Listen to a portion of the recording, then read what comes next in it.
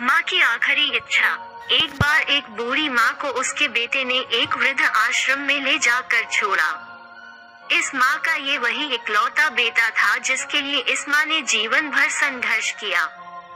इस बेटे के लिए वो सब कुछ किया जो एक माँ को करना चाहिए या माँ कर सकती है, और आज भी अपने बेटे को किसी भी तरह की परेशानी ना हो इसलिए आश्रम में रहने के लिए भी तैयार हो गई।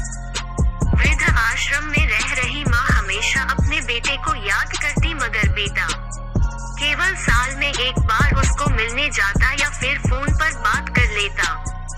कई साल बीत गए। वृद्ध आश्रम से बेटे को एक दिन फोन आया। उन्होंने कहा, बेटा जल्दी से आश्रम आके अपनी माँ से मिल लो, वो बहुत सीरियस है। बेटा जब अपनी बीमार माँ के पास पहुँचा तब वह अपनी आखिरी सांसें गिन रही थी। बेटे ने अपनी माँ से उसकी आखिरी इच्छा पूछते हुए कहा, माँ मैं तुम्हारे लिए क्या कर सकता हूँ बताओ।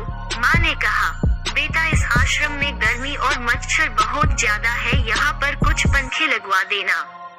फ्रिज ना होने की वजह से यहाँ पर हम बूढ़ों को कई बार भूखे पेट ही सोना पड़ता है, क्योंकि किसी ने दिया हुआ खाना खराब होने से नहीं बचा पाते। तो इस आश्रम के लिए 1-2 फ्रिज भी खरीद कर दे देना।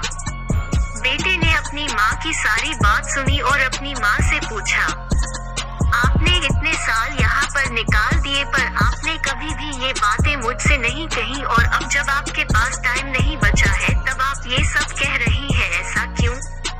माँ ने बेटे को जवाब देते हुए कहा, बेटा मैंने गर्मी, भूख और पीड़ा सहन कर ली, लेकिन मुझे पता है जब तेरे बच्चे तुझे यहाँ पर छोड़कर जाएंगे तब तू ये सब सहन नहीं कर पाएगा, इसीलिए तेरी सुविधा के लिए मैं तुझे ये सब लगाने के लिए कह रही हूँ। दोस्तों, माँ की ये आखिरी लाइनें किसी भी बेटा या बेटी की आंखें खोलने के लिए सक्षम है।